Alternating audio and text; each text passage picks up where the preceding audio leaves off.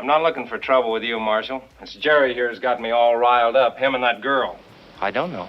But I'll tell you something, Doc. You better not mess around with Nades there. He wore the badge, played the part, made millions laugh. But behind that country drawl and lovable charm, Ken Curtis carried a truth he never dared to speak. Until now. Years after Gunsmoke faded from TV screens, his private confession surfaced, and it shattered everything fans thought they knew. Was it guilt, regret, or a long-buried secret that finally clawed its way to the surface? This wasn't just a role he played, it was a mask. And when it finally slipped, the truth underneath was uglier than anyone was prepared to face. Before we get to the confession, let's revisit the Ken Curtis the world fell in love with, because understanding his spotlight years gives a whole new meaning to what came later on. The legend we thought we knew. If you grew up watching classic westerns, you most definitely know Ken Curtis. Most people remember him for one thing only: Festus Hagen, the scruffy, sharp-tongued deputy from Gunsmoke. And yeah, let's be honest, that role alone was enough to make him unforgettable. But the truth is, that was just one layer of a much more surprising man. Gunsmoke wasn't just another TV show, it was a cultural giant. It ran for 20 whole years. The dusty streets of Dodge City became a second home for millions of viewers, and its characters were more like family than fictional cowboys. Matt Dillon was the law. Miss Kitty brought the charm. And Festus? Well, Festus stole the show in his own oddball way. He wasn't polished or perfect, but he was real, and people adored him for that. Some of Curtis's most famous scenes on the show weren't even action-packed. They were the quiet, offbeat moments that revealed a deeper side to Festus, like that one episode where he sings an old frontier ballad to a dying man, or when he steps in to raise an orphaned child in Dodge City. There was heart in his humor, a kind of honesty in his quirks. Viewers could see it, and they never forgot it. This was the legend people knew, the loyal sidekick, the cowboy with a heart, the singer with a past. While Ken Curtis may not have been an obvious choice at first, the way he landed the role of Festus is a story full of surprises and twists that changed the course of Gunsmoke forever. How he landed on Gunsmoke, the surprising origin story. For a show as legendary as Gunsmoke, you'd expect every casting decision to come with a big splash, a well-planned announcement, and a grand introduction. But Ken Curtis didn't step into the world of Dodge City with fanfare. In fact, the way he landed the role of Festus Hagen is one of the most quietly fascinating turns in TV history. By the early 1960s, Gunsmoke was already a massive hit. It had been on the air for nearly a decade and had become the cornerstone of American television. James Arness, as Marshal Matt Dillon, had become a fixture in living rooms across the country. But the show was evolving, and so was its cast. When Dennis Weaver, who played the lovable Chester Good, decided to leave the series to pursue other projects, it left a big gap. Chester was more than just a sidekick. He brought a rhythm to the show that audiences had grown attached to. Replacing him wouldn't be easy. Now, here's where Ken Curtis enters the picture, but not in the way you might think. Curtis had already been making the rounds in the TV and film world. As we mentioned earlier, he'd been appearing in John Ford's westerns and had built up a reputation as a reliable actor who knew how to play the cowboy role with both grit and humor. But his connection to Gunsmoke was a bit more personal. He was good friends with James Arness and had worked with several people tied to the production. But still, even with those connections, nothing was guaranteed. He didn't audition for Festus in the traditional sense. In fact, the character of Festus didn't even exist when Ken first appeared on the show. His very first appearance on Gunsmoke came in a guest role in 1962, playing a completely different character named Kyle Kelly in the episode titled Us Hagens. It was meant to be a one-off story, more like another colorful character passing through Dodge. But there was something about Ken's performance that stood out. He wasn't trying too hard. He wasn't playing a cartoon version of a Western outlaw. He brought depth, timing, and that distinct, scratchy voice that felt like it belonged on the Kansas frontier. the audience noticed. So did the producers. Curtis had a unique ability to walk the line between rugged and warm. He could handle action scenes, deliver sharp lines, and bring just enough offbeat charm to make you lean in. The feedback was so strong, the show's writers decided to bring him back. But this time, they gave him a name that would stick: Festus Hagen.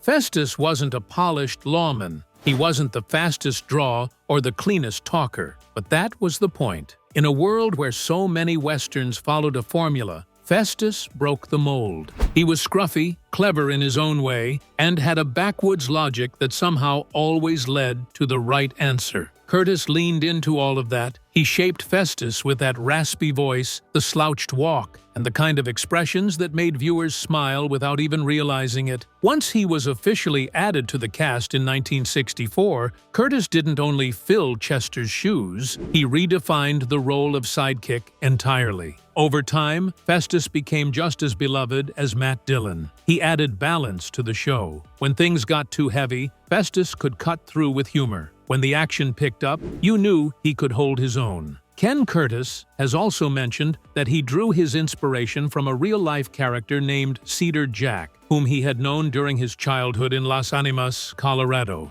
Curtis then developed the distinctive voice and mannerisms that would define Festus. Cedar Jack was a local figure known for his rough-around-the-edges demeanor, and Curtis's portrayal was a tribute to him. It's funny to think that a character who wasn't even meant to be permanent ended up becoming one of the longest-running roles in the show's history. But that's the magic of television. Sometimes the most unforgettable parts of a show aren't written into the script. They grow naturally out of a great performance. And Ken Curtis, he didn't just play Festus. He was Festus. And it all started with a single guest appearance that turned into something so much bigger than anyone expected. But before he ever set foot in Dodge City, Ken Curtis's journey had already taken some surprising turns, and it all started in a place most people wouldn't expect. Let's rewind. The road to Dodge. How it all really began. Long before Ken Curtis became a household name or slipped into the dusty boots of Festus on Gunsmoke, he was just a small-town kid with a voice that could stop you in your tracks and a drive that wouldn't quit. Born Curtis Wayne Gates in the tiny town of Lamar, Colorado, on July 2nd, Ken wasn't born into Hollywood glitz or cowboy fame. His roots were very simple. His father, Dan Gates, was the sheriff of Bent County. That small-town law and order upbringing would later echo through his performances, but back then, Curtis was just a kid chasing wild dreams under wide-open skies. Life on the plains wasn't glamorous. It was filled with dust, chores, and the kind of slow days that make a kid's imagination run wild. He grew up listening to cowboy tales and radio songs, often singing to himself as he helped around the house. Even then, people noticed that his voice was smooth, rich, and full of emotion. He didn't just sing, he told stories through song. After a short stint at Colorado College, Curtis decided to follow his heart and his talent to Los Angeles. That decision changed everything. Back in the 1940s, big band music ruled the airwaves, and Curtis had the kind of voice that fit the era like a glove. Deep, smooth, and effortlessly charming, he could croon with the best of them. And he did. He got his big break when he joined the legendary Tommy Dorsey Band as a vocalist. Now, here's where it gets interesting. He replaced none other than Frank Sinatra as the band's lead singer for a time. Imagine that! The same band that launched Old Blue Eyes into stardom now had a young cowboy at the mic. While Curtis didn't reach Sinatra's level of fame in the music world, his time with Dorsey sharpened his skills, gave him national exposure, and proved one thing: he didn't just have a pretty voice, he could as well perform. He could connect, and he had charisma. It was only a matter of time before Hollywood noticed. But Curtis wasn't content just singing under bright lights. There was something about the Western way of life that kept calling him back. The horses, the hats, the wide-open spaces. And in the late 1940s, his path crossed with one of the most important figures in film history, director John Ford. Now, director John Ford wasn't just another director. He was the director when it came to westerns. We're talking about Stagecoach, The Searchers, and the man who shot Liberty Valance. The man practically invented the genre. And Ford saw something in Curtis that went beyond the microphone. He saw raw talent, rugged charm, a natural storyteller. Ken began appearing in Ford's films, starting with Rio Grande in 1950. He wasn't the star, not yet, but he held his own alongside big names like John Wayne. He played soldiers, scouts, sidekicks, always bringing something a little different to each role. These weren't just bit parts, they were stepping stones, and audiences started to notice. Even more important, Ford wasn't only a mentor, he became family. That connection opened doors, sure, but Curtis never relied on name-dropping. He worked hard, showed up on time, and gave his all, whether he was singing a love song or chasing outlaws on horseback. He had that rare blend of talent and work ethic that quietly earns respect in a business full of noise. You see, there's the part people often overlook. Before Gunsmoke came calling, Ken Curtis was already building a solid filmography. He wasn't an overnight success. He had to climb his way up through singing gigs, small film roles, and plenty of days where fame felt far away. But he stayed the course. Looking back, his background almost feels too perfect. A sheriff's son who became a singer, then a cowboy actor, and finally America's favorite TV deputy. But that's the thing about Ken Curtis. He didn't set out to be famous. He just followed the work, and the work led him somewhere special. His story didn't begin in Hollywood. It began in a small town, with a kid who loved to sing and wasn't afraid to take chances. Whether he was standing in front of a big band or riding across Monument Valley in a John Ford film, Ken Curtis never pretended to be something he wasn't. He brought authenticity to every role, every performance. And as the spotlight slowly found him, he never lost that humble edge. That's why, when he finally landed in Dodge City, he wasn't just playing a part. He was Festus. And the road there was just as compelling as the character he would become. But just when things seemed to settle into a quiet rhythm, Ken found himself stepping into a whole new arena, one that had nothing to do with scripts or cameras, but everything to do with strong opinions and public debate. A Republican at heart. For some fans, Curtis was the voice of reason in Dodge City, the gruff yet good-hearted Festus Hagen on Gunsmoke. But behind that well-worn cowboy hat and signature Southern drawl, Curtis was more than just a fixture in the Wild West. Away from the screen, he found himself increasingly drawn into something a bit more unpredictable: politics. Now, Curtis wasn't the kind of celebrity who used press tours to make grand political statements.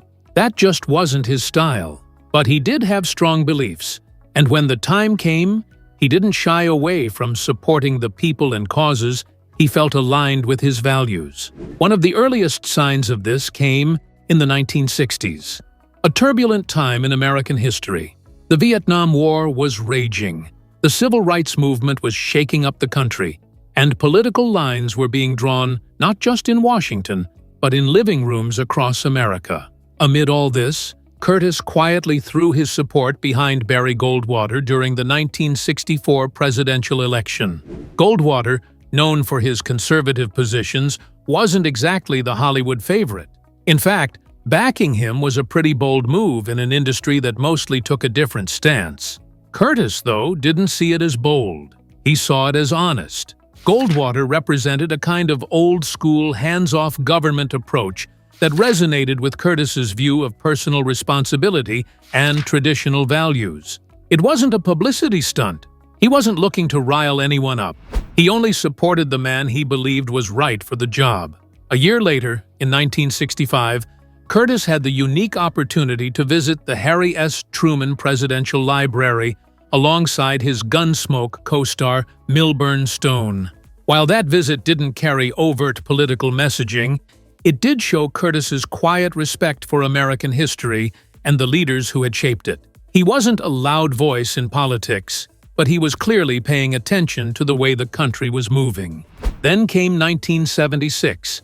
The nation was still reeling from Watergate. Trust in politicians was was at an all-time low, and people were looking for someone who felt authentic and grounded. That year, Curtis actively campaigned for Ronald Reagan, as Reagan sought the Republican nomination. It made sense. Reagan had that same blend of showmanship and down-home appeal Curtis knew well from his time in Hollywood. Both men had a way of connecting with everyday Americans, not through flashy rhetoric, but through stories and presence. And here's where things get interesting. Curtis wasn't just handing out endorsements behind closed doors. He hit the campaign trail, made appearances, and used his platform to speak on Reagan's behalf. He still wasn't the type to lecture or stir the pot, but he believed in what Reagan stood for: strength, optimism, and a belief in American potential. And he knew that his voice could make a difference. But Curtis never let politics overshadow who he was. That was key. He didn't trade in his cowboy boots for campaign buttons. Politics was just another layer in a much fuller life, one that stretched far beyond Dodge City and TV screens. He stayed respectful of others' views, even when he didn't share them, and he never used his platform to divide. That's probably why so many fans stuck with him, regardless of where they stood on the political spectrum. In the end, Curtis's involvement in politics wasn't about chasing power or headlines. It was about principle. It was about supporting the kind of leadership he thought could protect the values he grew up with and believed in deeply. And just like Festus, he stuck to his gut, even when it wasn't the popular thing to do. However, that's just the surface, because the truth Ken Curtis carried was something else entirely. And it was something he didn't talk about for a very long time. But before that, let's take a look at his personal life. The man behind the badge and the marriages. When fans think of Ken Curtis, they often picture him riding across the prairie as Festus Hagen on Gunsmoke, cracking wise with a twang in his voice and a stubborn squint in his eye. But behind that grizzled charm and on-screen grit was a man whose personal life unfolded with just as many twists as any Western plotline he ever starred in. From love stories that burned bright but briefly, to relationships shaped by Hollywood's golden age, Ken Curtis's journey through marriage reveals a quieter, more vulnerable side of the legend. He has been married 3 times. Let's rewind to 1943. World War II was raging. Big band music was the heartbeat of America, and a young Ken Curtis, still more crooner than cowboy, was just beginning to find his rhythm in both his career and personal life. That same year, he met his first wife, Lorraine Page, at Universal Studios, where both were under contract. Not much is widely documented about Lorraine, and maybe that's by design. Their relationship was one of those wartime romances, tender and passionate, but ultimately tested by time and life on the road. This marriage coincided with his early ventures into Hollywood, including his time as a featured singer and host on the country music radio program WWVA Jamboree in 1948. However, the demands of burgeoning careers and the pressures of the entertainment industry took their toll, leading to their divorce in 1950. Their marriage lasted 7 years, and it wasn't a tabloid-splashed breakup. No scandals, no courtroom drama. But like many relationships where one partner is constantly chasing a dream, it quietly unraveled. Curtis was changing fast, and so was his world. Just 2 years later, in 1952, Ken Curtis got married again. But this time, it wasn't just any love story. It was Hollywood royalty. His second wife was Barbara Ford, daughter of the legendary director John Ford. Now, if you know anything about the golden age of Westerns, you know John Ford wasn't just a filmmaker. He was the filmmaker, the man who helped shape the image of the American cowboy on screen. And suddenly, Ken Curtis wasn't an up-and-coming actor anymore. He was family. Getting married into the Ford family had its perks. No doubt about that. John Ford was a titan, and working with him opened doors that might have taken years for Curtis to unlock on his own. But this wasn't just a career move. Barbara and Curtis genuinely cared for each other. Their marriage was marked by shared experiences, lavish film premieres, and likely a front-row seat to the inner workings of Hollywood power. However, the couple divorced in 1964, ending a 12-year union that had started with promise and eventually faded into memory. Again, no public spectacle. But people close to the couple knew that Curtis and Barbara had maybe grown apart. Life in the Ford family wasn't for everyone, and Curtis, despite his talents and rising fame, wasn't looking to live in anyone's shadow. Now, if Ken's first two marriages seemed like chapters from very different books, his third was something else entirely. In 1966, Ken Curtis married Tori Connolly. Unlike his previous wives, Tori wasn't from the entertainment world. She wasn't a socialite, a starlet, or a director's daughter. She was grounded, steady, and far from the public eye. And maybe that's exactly what Curtis needed at that stage of his life. By now, he was a household name, thanks to Gunsmoke. His face was on TV screens across the country, and fans were falling in love with Festus, the gruff, loyal, and lovable deputy sheriff. But off-camera, Curtis wanted something a little more peaceful, a little more real. Tori gave him that. Their marriage was quieter, more private. They kept their lives mostly away from the spotlight, rarely attending big Hollywood events or feeding the media with gossip. And from all accounts, it was a happy partnership. Tori was supportive of Curtis's work, but wasn't swept up in the glitz of showbiz. She offered him the kind of stability that he hadn't found before. The couple remained together for the rest of Curtis's life. No divorce at all. What's striking about Ken Curtis's personal life isn't just the marriages, but the way he approached each relationship. He wasn't chasing headlines. He didn't air his dirty laundry. He loved, he stumbled, he learned. And by the time he settled down with Tori, it seemed like he'd finally found a rhythm that matched the quiet, thoughtful man he often was behind the scenes. Of course, being married to someone like Curtis came with its own challenges. Long shooting schedules, constant fan attention, the weight of being part of a show like Gunsmoke, which demanded long hours and serious commitment. But Tori handled it with grace. There's also something poetic about how Curtis's personal life mirrored his professional one. In Gunsmoke, Festus was a man of contradictions, rough around the edges but fiercely loyal, a bit of a loner but always dependable. That duality, the balance between public persona and private vulnerability, was true of Ken too. His marriages reflected different eras in his life. Lorraine, the hopeful beginnings. Barbara, the Hollywood chapter. Tori, the quiet resolution. You think you know someone, especially someone like Curtis, who spent decades in front of the camera, then out of nowhere, something surfaces that makes you stop and think, what was he really holding back all those years? What truth had he quietly carried, waiting for the right moment or the right reason to finally let it out?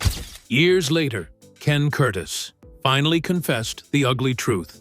You'd think that when a legendary show like Gunsmoke gets a reunion movie, all the big names would be thrilled to come back. After all, Gunsmoke wasn't just any Western, it was the Western. It made television history and turned its stars into household names. So when word got out that Festus wouldn't be saddling up for Return to Dodge, fans were puzzled. Where was Curtis? What could have possibly kept him from rejoining the cast that helped define his career? Turns out, it wasn't a simple case of retirement or scheduling conflicts. It went much deeper than that. For years, people speculated. Maybe he just didn't want to play Festus again. Maybe he felt he was too old. Maybe it wasn't personal at all. But behind the scenes, the real story was simmering, and it wasn't pretty. Curtis, known for his loyal fan base and down-home charm, had serious issues with how the reunion movie was being handled. And when he finally opened up years later, it caught many off guard. First off, one significant point of contention was compensation. Curtis believed that Festus was a central character and deserved a salary reflecting that importance. Producer John Mantley recalled that Curtis demanded twice the pay offered to Amanda Blake. Mantley refused, leading Curtis to withdraw from the project. So being offered a paycheck that didn't reflect that value felt like a slap in the face. The conversation between Curtis and the movie's producer, John Mantley, reportedly ended with Curtis telling him to never call again. That was it. Done. No room for negotiation. The disagreement had gotten that heated. Curtis felt disrespected, and in turn, he drew a firm line in the sand. But it wasn't just the salary. The script was the second blow. Curtis was a man who took pride in his craft. Sure, Festus had his quirks and comic timing, but he wasn't just the sidekick. He had layers, grit, loyalty, and a sharp sense of justice. According to Curtis, he was dissatisfied with changes made to the original script. He had embraced Jim Burns's initial version, but objected to subsequent alterations. Curtis felt that the revised script did not do justice to the characters and the show's legacy. His strong opposition to these changes contributed to his decision not to participate in the reunion movie. He didn't believe the reunion stayed true to what Gunsmoke meant to people. And rather than cash the check and ride off into the sunset with a smile, he chose to stand his ground. Curtis's absence from Return to Dodge was notable, especially as other key characters returned. Milburn Stone, who played Doc Adams, had passed away in 1980, and his role was not recast. To fill the void left by Festus, the writers elevated the character of Newly O'Brien, portrayed by Buck Taylor, to the position of Dodge City's marshal. So, after all the dust had settled on Gunsmoke and the cameras stopped rolling, what came next for Curtis might just surprise you. Life after Gunsmoke and his final farewell. After Gunsmoke, many wondered what would become of the man who made Festus Hagen a household name. If anything, life after Gunsmoke proved that Curtis had far more up his sleeve than people ever expected. For starters, Curtis never abandoned his love of performing. While some actors step away from the spotlight after such an iconic role, Curtis kept busy, just on his own terms. He returned to his musical roots, using that same voice that had once crooned with big bands years before the world knew him as Festus. He made appearances at country fairs, rodeos, and Western festivals, reminding everyone that long before he was a TV cowboy, he was a singer who knew how to work a crowd. Television still came calling, too. He took on a handful of guest appearances in shows like The Yellow Rose, and even lent his unmistakable voice to Disney's animated classic Robin Hood, playing the sly sheriff of Nottingham. The role was a fun departure from Festus, but it still carried that unmistakable Ken Curtis energy. Outside of entertainment, Curtis also tried his hand at producing. He wasn't afraid to get behind the camera and take a different seat in the creative process, working on smaller film projects that gave him opportunities to explore storytelling without being front and center. It was his way of staying connected to the industry he loved, while carving out a space where he could call the shots on his own terms. But like all good stories, Curtis's journey eventually came to an end. On April 28, 1991, Curtis passed away peacefully in his sleep at his home in Fresno, California, after a long battle with heart disease. He was 74 years old. While his death understandably saddened fans who had grown up alongside Festus's rough and tumble adventures, those closest to him found peace in knowing he left this world quietly, surrounded by the love that had carried him through his remarkable life. After his passing, Curtis's body was cremated, and his ashes were scattered across the Colorado plains near his hometown. Though Curtis may be gone, his legacy never left.